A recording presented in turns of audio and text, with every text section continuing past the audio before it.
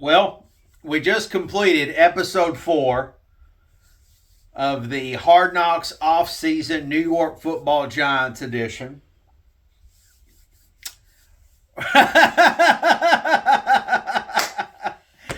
Oh boy. Where do I begin, baby doll? Where do I begin? So this was an extremely important video this was a very important episode because it was leading right up to the draft. Decisions needed to be made. Look, I have said adamantly, and I have been firm about this, that I believe with everything in my body, all of the history that I know about the Giants, all of the Giants games that I've watched, and just everything that I am that bleeds Big Blue, I have stood firm on the idea that Daniel Jones is the right man for the job to play quarterback for the New York Football Giants. There's no question about that. I have also said that I think that when it comes to any quarterback that has ever played for this organization, Daniel Jones is right up there in terms of talent, in terms of skill. It comes down to the fact of he needs the same support that Eli Manning got, right? I loved Eli. Baby doll, he's prevalent on this wall right here that I dedicate to the New York Giants, right? I love Eli Manning. Eli Manning is, my son carries his middle name is Eli. So, I don't say that lightly. Eli is the greatest quarterback to ever play for the Giants.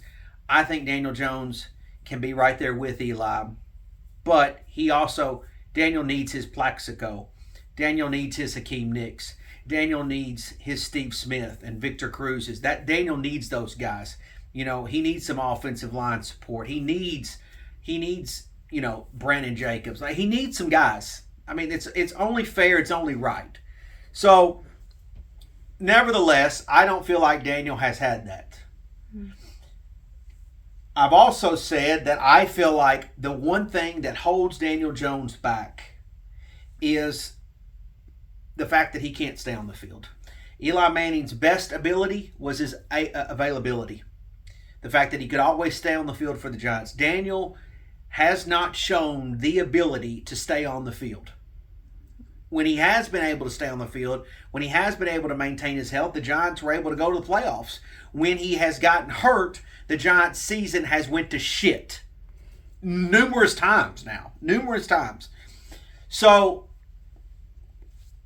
that was talked about in this episode. Joe Shane even talked about a conversation he had with Daniel in that, look, you can't, you've been getting hurt. You're coming off an ACL, right? That's a concern. And I totally respect that. I don't think the Giants potentially flirting with the idea of drafting a quarterback, because that's what they did. The Giants flirted with the idea of drafting a quarterback. I don't think they did it based on Daniel Jones' skill level. I think they did it based on the fact that they don't know if he can stay healthy. Yeah. We have no idea going into the 2024 season if Daniel Jones can complete the season from start to finish. We have no fucking idea. Let's just be honest. I say that as a betting man. I don't know if I would take a bet if Daniel Jones would play 15 of the 17 regular season games. I have no idea how many he will actually play. None. And I, as a Giants fan, I accept that fact. And as someone who supports Daniel, I accept that. I accept the fact that I don't know if he can play all 17 regular season games or even any playoff games for that matter, right? Mm-hmm. And if anybody rolls, he's went on the road and won a playoff game, so stop, okay? With that being said, the Giants flirted with the idea of drafting a quarterback. It's there in this episode. Baby doll, they brought him in the facility. They flirted with it. There was numerous. He wrote out for his daughter. He wrote out 4 players. I don't think that as a father, I don't think that he would insult. You don't just make up shit for your daughter. Like, you know what I'm saying? Like, you don't just make up a list and say, "I pick one. I don't care." Like, you're actually going to be serious because that's your blood. That's your little girl. You're going to seriously write down names that you actually are going to consider. Which he wrote down 4 names, which was the 3 big receivers: Malik, Marvin, Rome, and then he wrote down Drake May. So that list alone tells you that there was a 25% chance he felt that the Giants could draft a quarterback, right? Mm-hmm. Basic math tells you 25. 1 over 4 is 25%, right? Mm-hmm.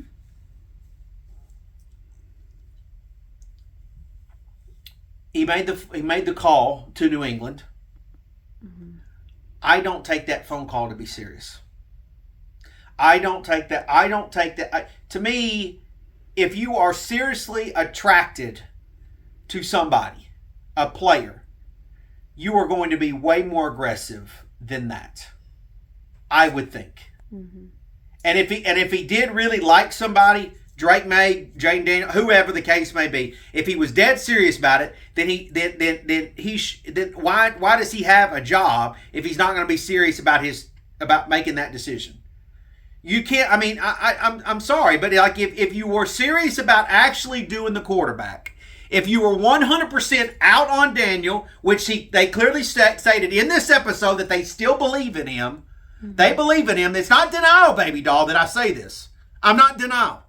They said it. No, I mean, there's people out there that say I'm in denial I openly admit the fact that they flirted with the idea, but they said also that they still believe in Daniel. Yeah. So if they really wanted to replace him, they would have made a serious offer.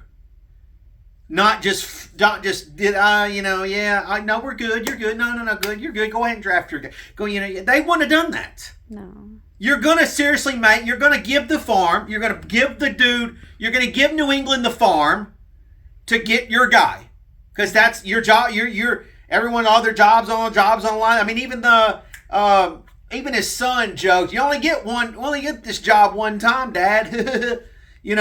Whatever that was. Make the offer. Put it out there. But you didn't. And they go back to the point of and this is what I said. I have said this, that I think they really liked Marvin Harrison.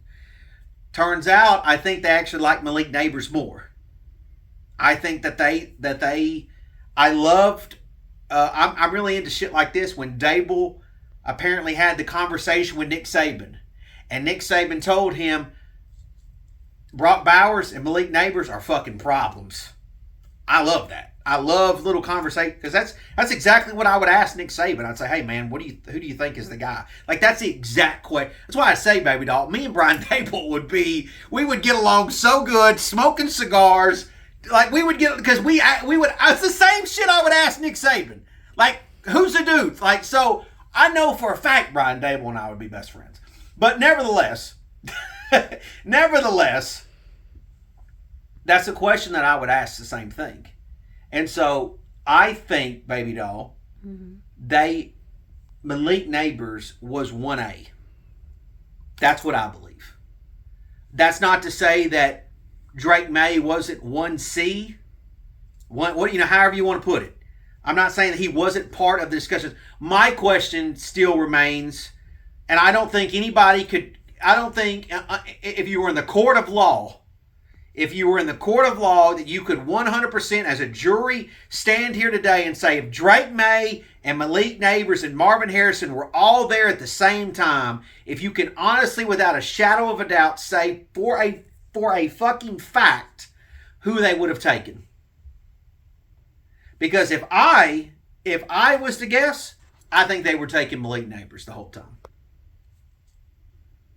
That's what I get. That's what I believe. But I don't think anybody in the court of law could tell you without a shadow of a doubt that Drake May for sure was the number one option. Well, you also got to think they're filming this while it's happening. They probably don't want to give their plan away. So they got to make it look like they're undecided. You know, because what if it leaks? What if somebody took that I mean, footage it and clearly sold it? it got put out that they were talking. But okay, if that was the phone conversation that supposedly got out that they were trying to make a push, to me that don't seem like a serious conversation. No, That that's don't what I'm saying. that don't seem like They intentionally like created this like not mystique, but like you know, like oh well, we could be doing this. Well, we could be doing this, like intentionally. I just think they flirted with it. That's what. I think that every dude who would have been in that position that likes football, that knows football, every one of us would have flirted with the idea of drafting our guy at quarterback. Every one of us would. There's not one person that doesn't watch football that wouldn't like to have the idea of drafting quote unquote their guy. Daniel Jones at the end of the day wasn't drafted by Joe Schoen or Brian Dable. At the end of the day, they gave him the contract, but maybe there was a guy that they really liked. I mean, I get mixed signals because one minute I hear Drake May's name. He writes Drake May's name on the list, but then when you watch Brian Dable's interaction with Jaden Daniels, he's like, Jaden, you want to fucking be here or not? And like it seems like that's and then you get the clip where Dable is like, yeah, I'd trade for Daniels. And so like I get mixed signals. I don't know. Maybe they realized that Jaden Daniels was going to go at 2. Maybe they figured that out, and so they were out on him. And maybe they figured out Drake. Like the reality was my opinion was based on where the Giants were at 6. Like that's just. I mean, they weren't realistically ever in an option to, in my opinion, make the move to get the quarterback. These guys, regardless if they're better, they end up being better than Daniel or not. Are they far superior than Daniel to make that kind of offer? I don't agree, especially when you're talking about a guy in Daniel who hasn't had a weapon such as Malik Nabers. Malik Nabers may be. I watched Malik Nabers at LSU. I thought he was great. I thought he was fantastic. But the way Nick Saban talks, the way Brian Dable talks, this guy might be a fucking freak. A freak of nature that may go down as the greatest Giants receiver of all time. Who knows? But the reality is that Daniel Jones has never in his career had a guy like Malik Nabers. And so I think that once they got done flirting with the idea of quarterback and realizing that it wasn't, the juice wasn't worth the squeeze, they said, let's give our guy Daniel a chance to be great with this guy. Let's give him an opportunity. That's the way I took all that. And John Mara, I